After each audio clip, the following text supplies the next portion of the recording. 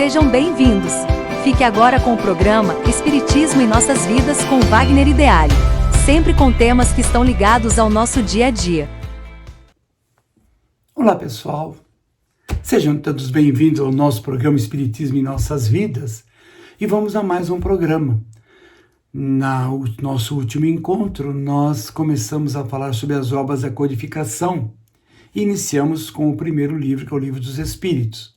Lembrando que esse nosso trabalho, bem como do André Luiz e da Joana, não tem como objetivo esgotar o assunto, mas criar em todos uma motivação para voltar a ler, para ir atrás desse livro, de tantos outros livros fantásticos, e estudar.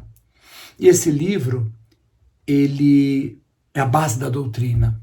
Eu peguei uma obra que tem 483 páginas, dividido em 4 partes. No último encontro, nós falamos rapidamente entre Deus, universo, criação e princípio vital. Depois falamos sobre o que é o espíritos, a encarnação dos espíritos, pluralidade das existências, retorno à vida física, emancipação da alma, intervenção dos espíritos na vida corpórea, ocupação e missão dos espíritos e os 3 reinos. E hoje nós vamos agora para a terceira parte, chamada das leis morais. Essa aqui é muito interessante, que na verdade eu entendo que essas leis elas são universais. Ou seja, essas leis não são apenas para o planeta Terra, mas para todo o universo. Vamos lá. Lei divina ou lei natural. Lei de adoração, lei do trabalho, lei da reprodução, lei da conservação, lei da destruição. Tudo no mundo físico tem um começo, meio e um fim. Nós, enquanto aqui no mundo físico, temos um começo, meio e fim. Realmente ninguém quer falar nisso. Todos nós temos um certo receio de falar sobre o mundo espiritual, o retorno à parte espiritual. Claro que não, gostaríamos de viver eternamente, mas nós sabemos que isso não vai acontecer. Nós vamos continuar existindo, sim. Nós continuamos sendo um ser consciente. Nós vamos continuar existindo, pensando, gostando, odiando talvez, mas numa outra vibração, num outro estágio de consciência, para no futuro retornarmos a esse planeta ou em outro planeta. Lei da sociedade, lei do progresso, da igualdade, da liberdade,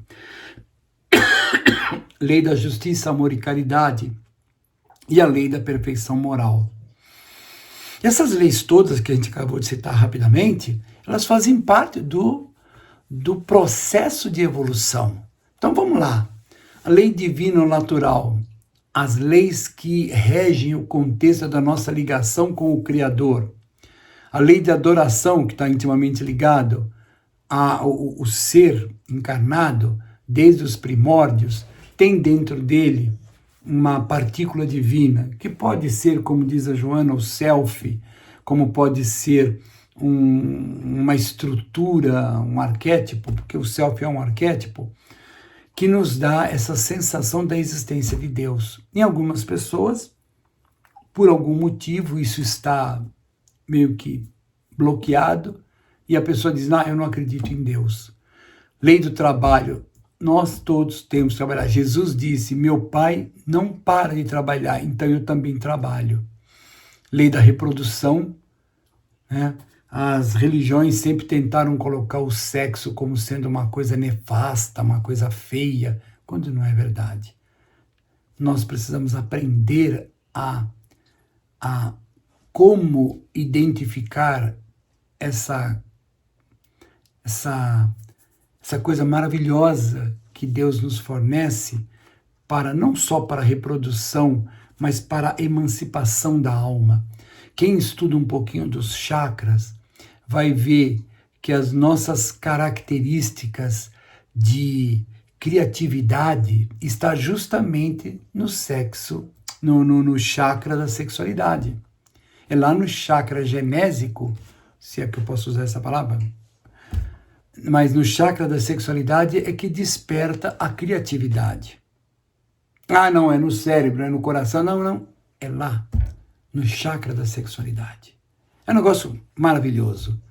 Pena que o homem usa, da mesma forma como nós temos que ter o ego, você é um ser que tem um arquétipo chamado ego.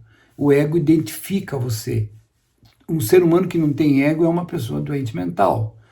Então o ego tem que existir. O grande problema da humanidade é que ele tem excesso de ego. Então nós temos egoísmo. Pois é, mas o ego tem que existir dentro da nossa psique. Da mesma forma como a sexualidade tem que estar presente na nossa psique. A lei de destruição, a lei da sociedade, do convívio entre as pessoas, do respeito, de todo um contexto, pois nós precisamos viver em sociedade, nós precisamos um dos outros. Progresso, tudo evolui, o mundo físico e o mundo espiritual, constantemente, a evolução nunca vai parar. Igualdade, isso é um fator importante. Fraternidade e liberdade, aquelas 3 bandeiras que nos dias de hoje no planeta Terra está bem difícil de se conseguir. Liberdade, fraternidade e igualdade, que é algo sublime, mas que as pessoas estão enfiando os pés pelas mãos para se definir e se vivenciar isso. Liberdade tem que ter respeito, fraternidade sempre, e igualdade respeitando as diferenças, né? Então o Espiritismo nos dá toda essa manancial de reflexão para nós melhorarmos. Lei de justiça, amor e caridade. Dissera eu lá atrás que o ponto principal da doutrina espírita, tudo emana de lá, é a reencarnação. A doutrina espírita é uma doutrina reencarnacionista e todos os preceitos espíritas se baseiam na continuidade da vida. A filosofia espírita é a religião, a reencarnação, desculpa. E a lei de justiça, amor e caridade é o segundo ponto. Talvez no mesmo nível, reencarnação e justiça, amor e caridade são 2 pilares essenciais para a existência da doutrina espírita.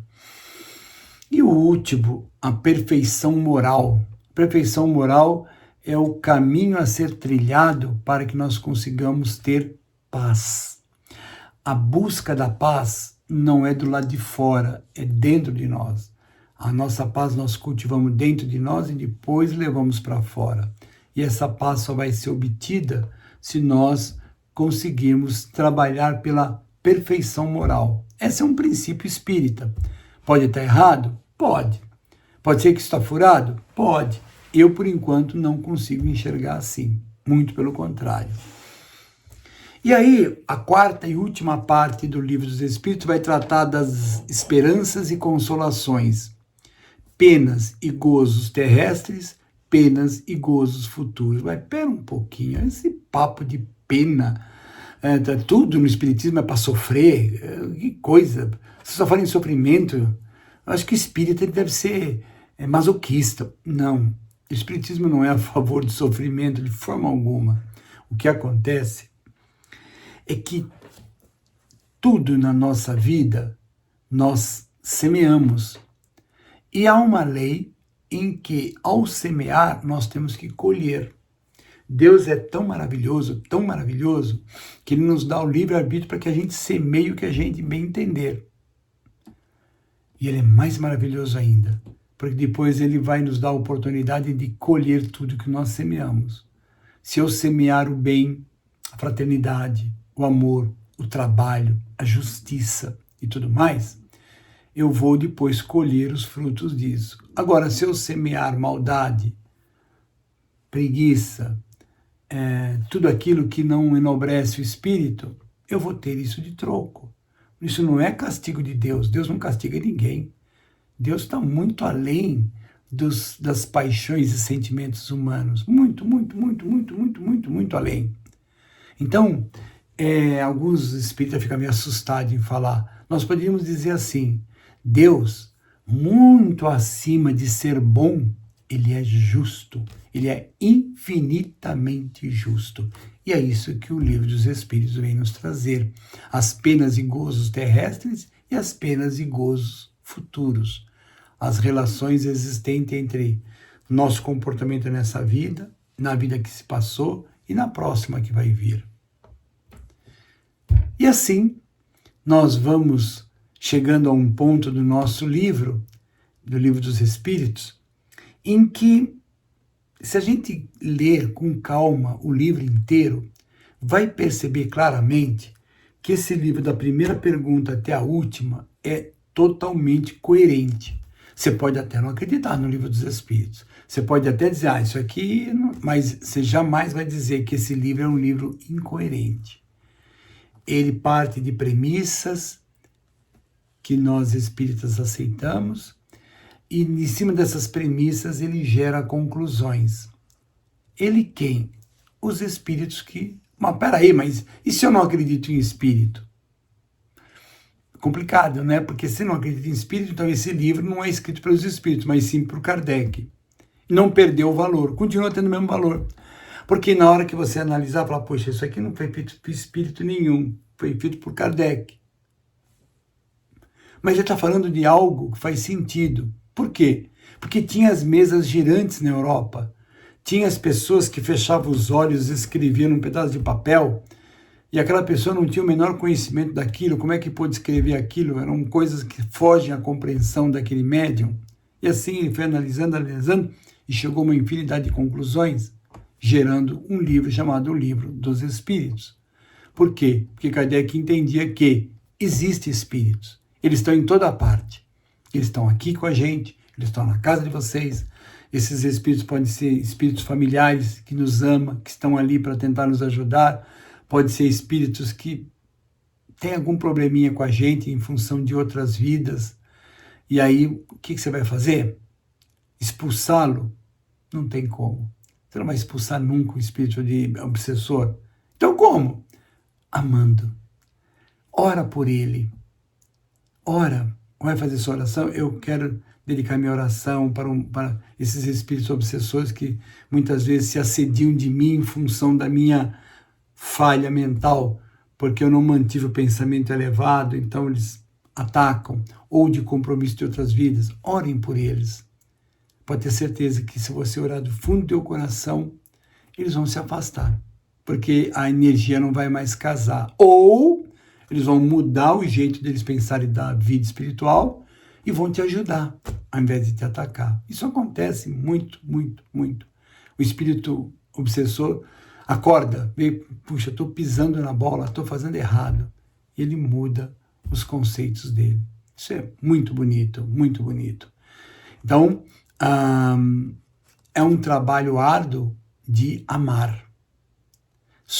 O amor cobre a multidão de pecados, disse Pedro.